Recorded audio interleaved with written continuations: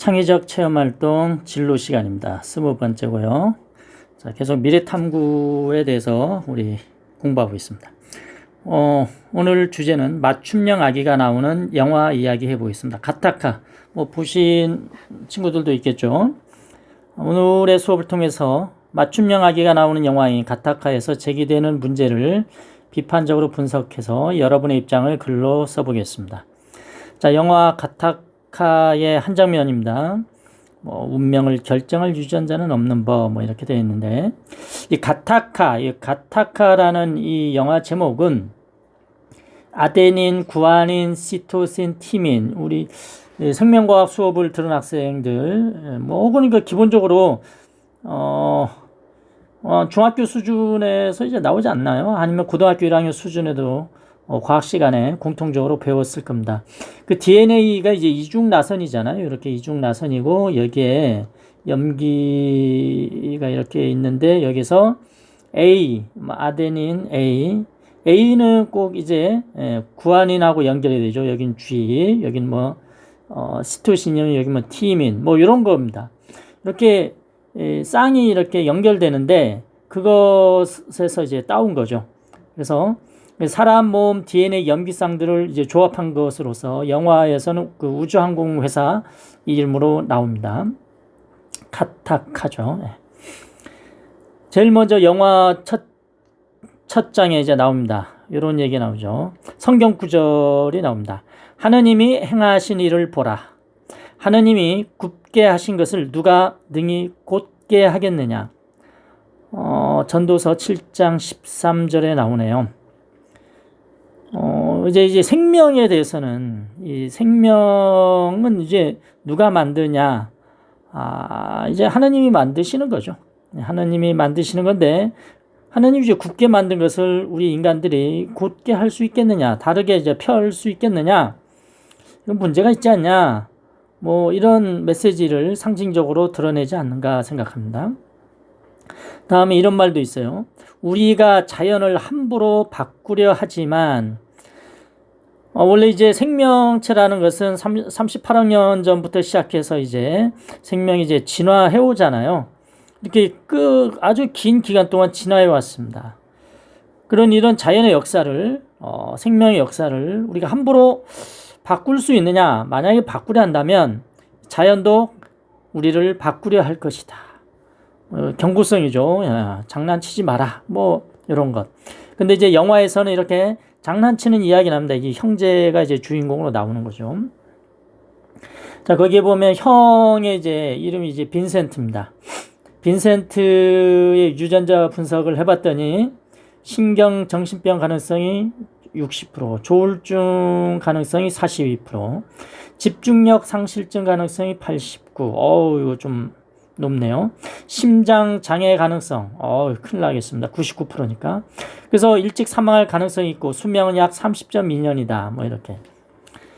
지금은, 현재 이제 과학 수준이 이 정도는 아닌데요. 이제 머지않아,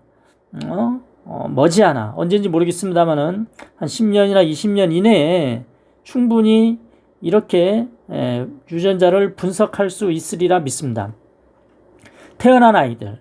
이제 여러분이 결혼해서 아기를 가질 수 있는데 그 태어난 아기가 IQ가 얼마인지, 얼마 동안 오래 살 수 있는지 이를 이제 알 수 있는 거죠.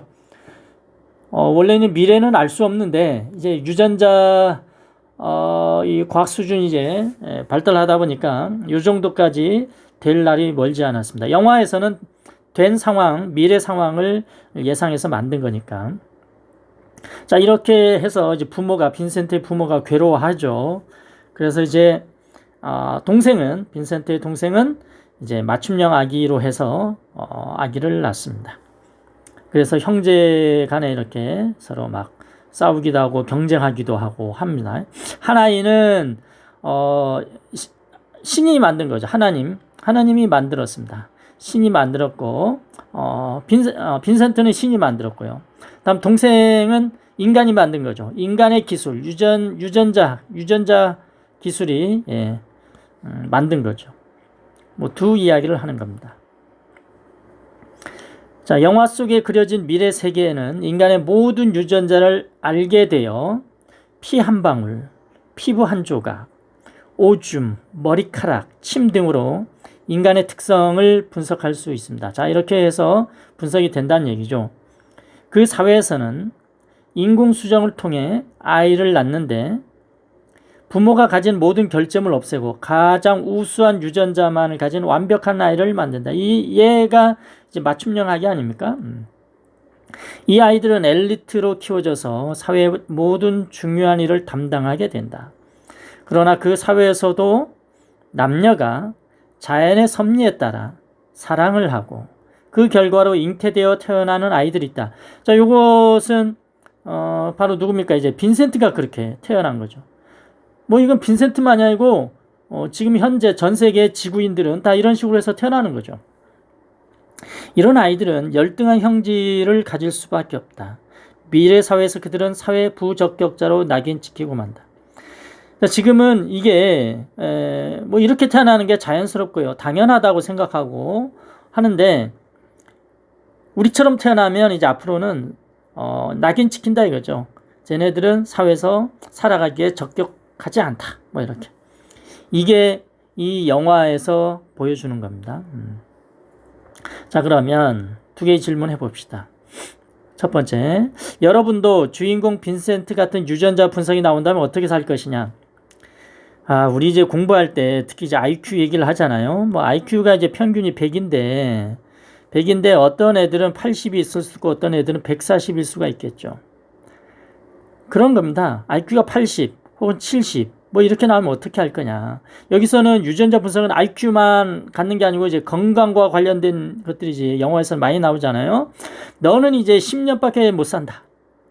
뭐 이런 진단을 받았을 때 혹은 여러분은 그럼 어떻게 살 거냐 이겁니다. 한번 고민해서 적어보기 바랍니다. 다음 두 번째 질문입니다. 미래의 유전자 편집된 맞춤형 아기는 아까 영화에서 보면 얘네들은 지배계층이 되는 거죠. 너무 똑똑하고 다 완벽해. 예. 근데 신의 자식은 우리들이죠. 하나님이 이제 만들어 놓은 우리 인간들은 피지배계층이 된다. 사회 부적격자이기 때문에. 그럼 여러분은 둘 중에 어떤 삶을 살고 싶은가 이거죠. 지배계층이 되고 싶은가, 피지배계층이 되고 싶은가. 그럼 여러분은 뭐 웬만하면 지배계층이 되고 싶은데 그 지배계층이 되려면 맞춤형 아기로 태어나야 돼요. 이런 거.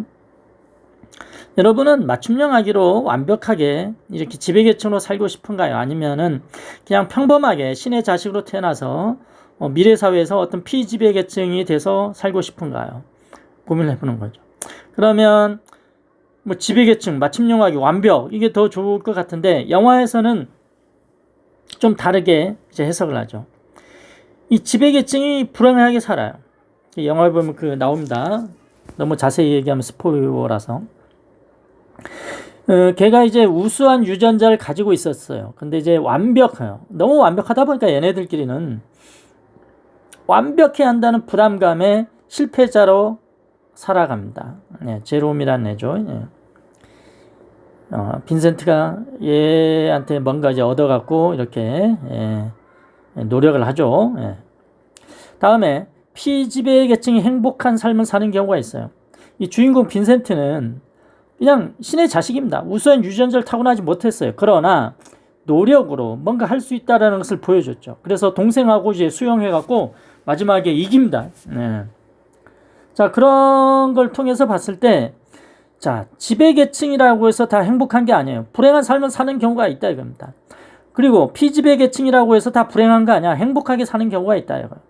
자, 그럼 이런 상황 속에서 여러분은 어떤 삶을 선택하고 싶으냐? 한번 적어보기 바랍니다. 자, 오늘 수업 여기까지만 합시다.